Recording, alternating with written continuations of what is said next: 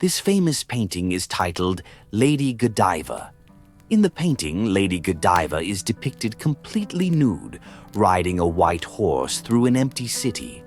Her snow-white, pure skin contrasts with her long, flowing hair, which cascades down in front of her, modestly covering certain private parts. Her head is bowed in a shy, demure pose. This painting holds a significant place in the history of world art, and many may have seen it in various contexts.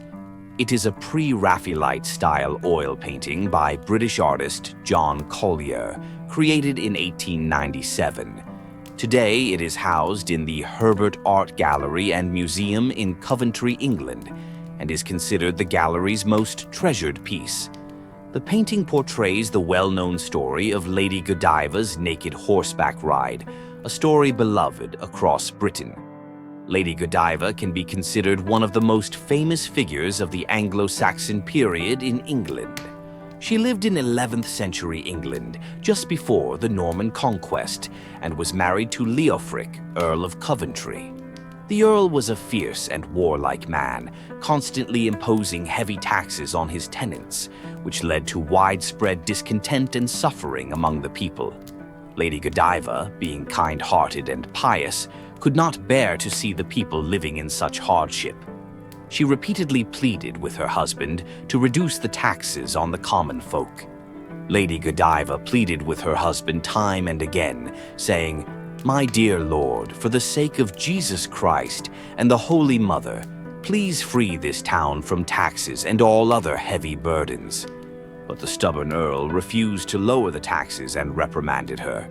Finally, after being exasperated by her repeated pleas, the Earl shouted harshly, "Fine, my lady. If you are willing to ride through the town's marketplace naked from one end of the street to the other in front of everyone, I will grant your request."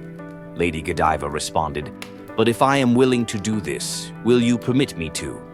"I will," the Earl replied. "Very well," said Godiva.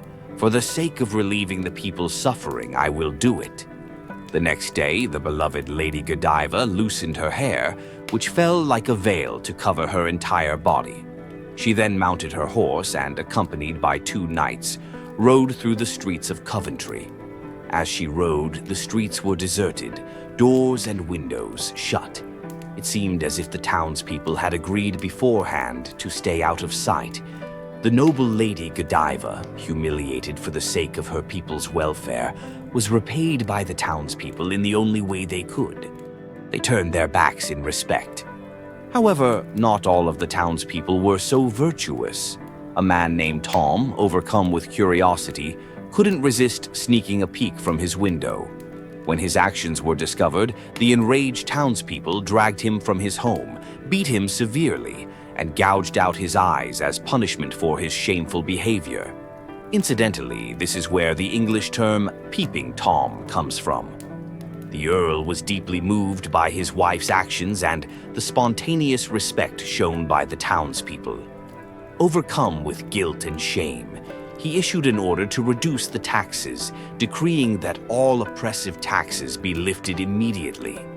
The story of Lady Godiva's naked ride to plead for the people's welfare became one of the most famous legends in Anglo-Saxon culture. Over the centuries, Lady Godiva has been celebrated as a symbol of nobility and courage. Her image, naked with long flowing hair, was immortalized in paintings, sculptures, and even coins. Chronicles, novels, poems, essays, and plays have been written in her honor, with the tale passed down through generations. During 17th century Coventry parades, young boys or even prostitutes were hired to ride naked on a white horse to portray Lady Godiva. This fascination persists to this day, and I'm sure many of you have come across this story on the internet and social media platforms. However, from the first time I heard this story, I was convinced that it was entirely fabricated. A legend with a credibility level of less than 1%. Let's examine the inconsistencies in this tale. In the Middle Ages, it would have been impossible for any respectable woman, regardless of her social status, to parade naked in public. Don't be misled by fictional portrayals in film and literature. While public shaming of women did exist in the Middle Ages, it was typically a punishment for female criminals. In such cases, the women would have their heads shaved and be forced to wear a thin shirt or rough linen clothing. For a woman to appear naked in public would have been unimaginable in the Middle Ages. If a lord had made such a demand, he would have faced severe condemnation from the church, censure from the king, and would have violated the code of chivalry by humiliating a defenseless, innocent woman. The earl would have had to be mad to make such a decision. No rational lord would treat any ordinary woman in this way, let alone his own wife. In the Middle Ages, divorce was not possible, and a wife's interests were legally bound to those of her husband. As his property, a wife's shame would reflect directly on her husband's honor.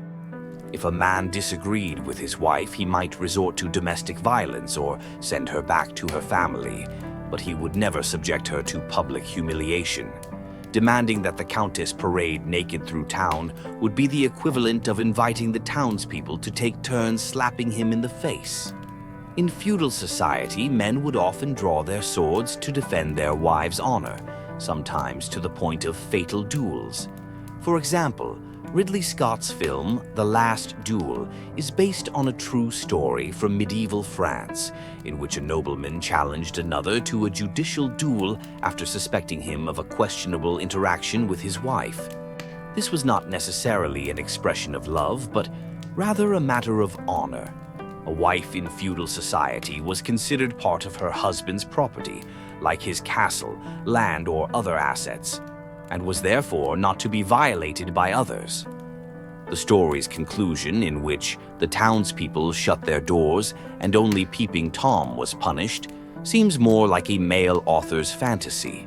Never overestimate the restraint of human desire. In 1974, Marina Abramović, the mother of performance art from Yugoslavia, staged her famous Rhythm Zero performance. In a gallery in Naples, Italy, she stood before an audience at a table, immobilized by sedatives but fully conscious. On the table were 72 objects, including a gun, bullets, knives, and a whip, among other dangerous items. The audience was allowed to use any of these items on her body, and she would offer no resistance. At first, there were only curious stares, but as some realized that this woman truly would not move, they began to extend their hands toward her in darker ways. With this in mind, how could we expect medieval townspeople, living in a time far less civilized than today, to ignore the beauty of a woman's naked body? However, within this flawed fairy tale, there remains a 1% truth.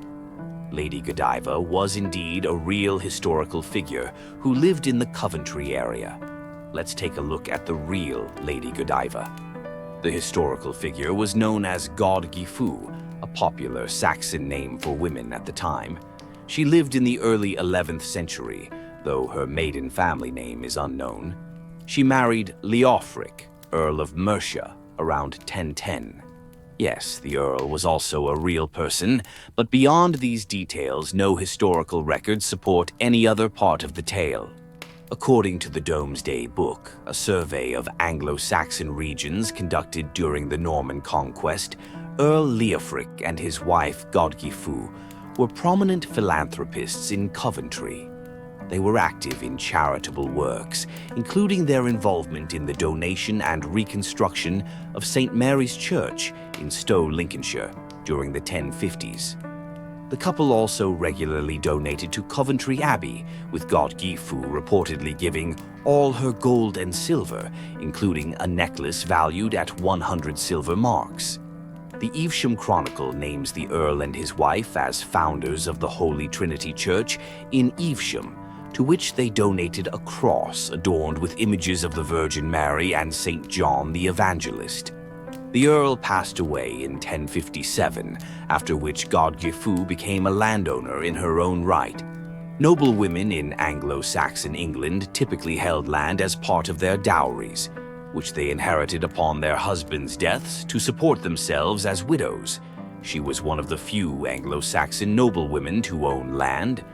Godiva died sometime between the Norman conquest in 1066 and 1086, living well into her 50s, which was considered a long life at the time. She was buried at the Holy Trinity Church in Evesham, which unfortunately no longer exists today. Godiva was indeed a kind-hearted noblewoman who often used her wealth to help the poor, but there is no record of her ever riding naked through town to make a plea. Her husband, if anything, is more unfairly portrayed, as historical records describe him as a genuinely good man, though in the story he is depicted as a tyrannical lord. So how did Godiva become Lady Godiva? Upon investigation, the story was first recorded in the 13th century Flores Historiarum, adapted by chronicler Roger of Wendover. It was common practice for early chroniclers to exaggerate or fabricate elements in their historical accounts, and Roger of Wendover was particularly skilled in this art, known for his vivid storytelling.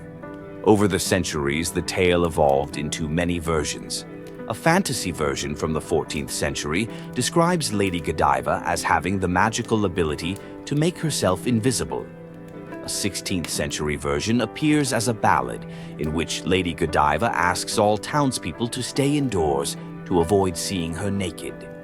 In the late 18th century moralistic version, a voyeur was struck blind by God for attempting to glimpse the lady, with Peeping Tom only appearing in the story in the 18th century or even later versions. Today, historians widely reject the story's authenticity, with some even noting that people in ancient England likely did not take it as literal truth. However, it is a lovely story, and it attracted pilgrims to Coventry, boosting tourism revenue, so people were happy to look the other way.